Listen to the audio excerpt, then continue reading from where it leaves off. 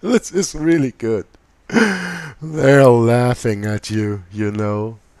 They are so laughing at you. And you just don't get And it. you got to remember, the person that's sitting in the background is the Vatican. It's the Pope, because the Vatican owned the Virginia Company. How did they do that? Remember 1213 when the Pope told the king and all the subjects of Great Britain that they were excommunicated and their souls would go to hell when they died, and if they didn't want that, then the Pope would recommunicate the people and the king, but for that he wanted all the subjects and the king's property, and the king turned it over to him in 1215, actually 1213. Who's on the throne then? Was that one, King John? Yeah. Okay. And so he did, and he relinquished all the land and all the British are Empire. laughing. And what are they laughing about? They are laughing at you. Because you don't get their scam. You still are involved in worldly politics and have not understood that all that is an antichrist theater from the beginning, using Jesuitical ratio studiorum from the beginning So the until Pope is the really sitting there watching what's going on over here, and of course when the king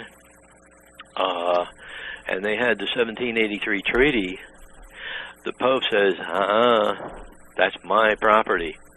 Well, I'm losing everything if you turn it over and they become free. Well, here we go, and I had sent you this. Charles Wilcox dug it up somewhere, and that was the text of a papal bull from Pope Leo XIII in 1891, and it states throughout that, and especially at the end, as he called it, he said the Romanist Church has the rights to everything. That's their mindset. That's what they believe. Yeah, that's the tenet of the Catholic Church, is that no man anywhere in the world can own a possession. They have no rights of possession. The Church owns it.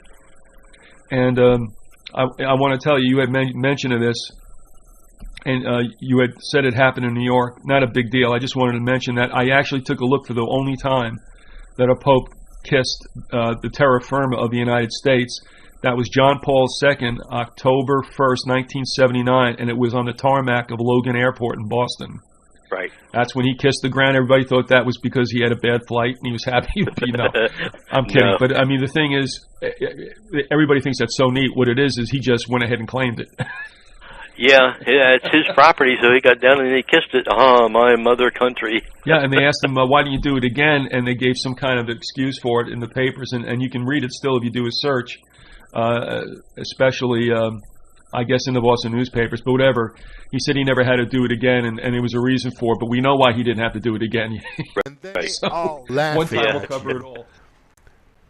But you have to understand that it is all a theater they are playing right before our eyes. And because they know that, they are sitting there, enjoying that dinner, and laughing at you. Laughing at you. Because, oh, the world wants to be deceived. Well, let's deceive it. British-trained provocateurs known as the Knights of the Golden Circle became somewhat, I guess, involved in the southern states, reportedly beginning paramilitary organizations. They called them shooting clubs, and this was more or less getting them ready, though they may not have known it, the men of the South, for what would be a coming battle. Now, is that anything that you covered, or do you want to speak to it, please? Well, that's a good point, because let me bring in Lincoln's direct quote, and this is here's his quote. Now, I'm going to read it verbatim out of the book. This American Civil War of 1861-1865 would never have been possible without the sinister influence of the Jesuits. We owe it to popery that we now see our land redden with the blood of her noblest sons. Though there were great differences of opinion between the South and the North on the question of slavery, neither Jeff Davis, he was the president of the Confederacy, nor any one of the leading men of the Confederacy would have dared to attack the North had they not relied on the promises of the Jesuits under the mask of democracy, the money and the arms of the Roman Catholic, even arms of France, were at their disposal if they would attack Jesuitical ratio studiorum, political worldwide theater. And they are sitting there in their expensive seats, laughing at you, openly, without even masquerading it. If they could hear what Professor Samuel Morse, that's the famous Morse code guy, has said to me of the plots made in the very city of Rome, i.e. the Vatican, to destroy this republic, and if they could learn how the Roman Catholic priests, nuns, and monks, which daily land on our shores under the pretext of preaching their religion, instructing the people in their schools, taking care of the sick in the hospitals, are nothing but the emissaries of the Pope, of Napoleon, and other despots of Europe, to undermine our institutions, alienate the hearts of our people from our Constitution and our laws, destroy our schools, and prepare a reign of anarchy here as they have done in Ireland, in Mexico, and in Spain, wherever they are any people who want to be free. All right. And that's the end of the quote. Now, what Samuel Morse said, and I got his direct quote, let us examine the operations of the Austrian Society, the St. Leopold Foundation, for it is hard to work all around us, yes, here in this country, with its headquarters in Vienna, that's Austria, under the immediate direction and inspection of the Austrian Prince Metternich.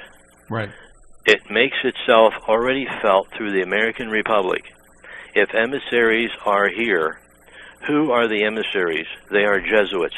This Roman Catholic society of men that exert their tyranny for upwards of 200 years at length became so formidable to the world, threatening the entire subdivision of all social order, that even Pope, i.e. that's Clement XIV, whose devoted subjects the Jesuits are, must be, by their vow of society, was compelled to dissolve them in 1773. They had not been suppressed, however, for 50 years before the waning influence of popery and deposition required their useful labors to resist the light of democratic liberty, and the Pope Pius VII, simultaneously with the formation of the Holy Alliance in Europe, revived the order of the Jesuits with all their power. Now, that was in 1814 when they did that. In exchange for his release from prison, where he had spent 5 years under the Jesuit persuasion. That was Pope Pius VII, who was in jail, and then they released him. And do Americans need to be told what Jesuits are? If any are ignorant, let them inform themselves of their history without delay.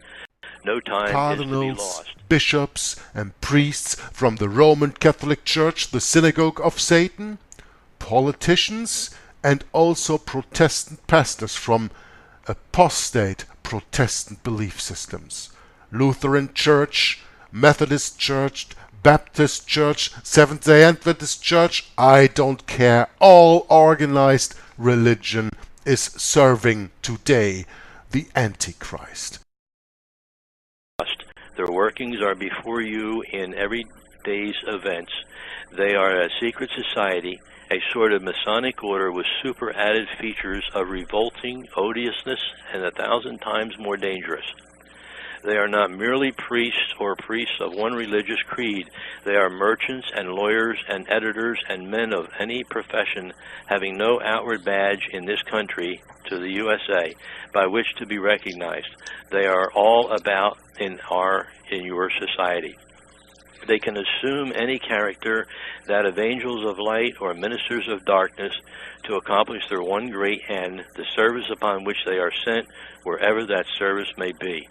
They are educated men, that's Jesuits, prepared and sworn to start at any moment and in any direction and for any service, commanded by the general of the order, the superior general, the Black Pope, bound to no family, community, or country by the ordinary ties which bind men, and sold for life for the cause of the Roman Pontiff. That's it. That's what Samuel Morse said to Lincoln.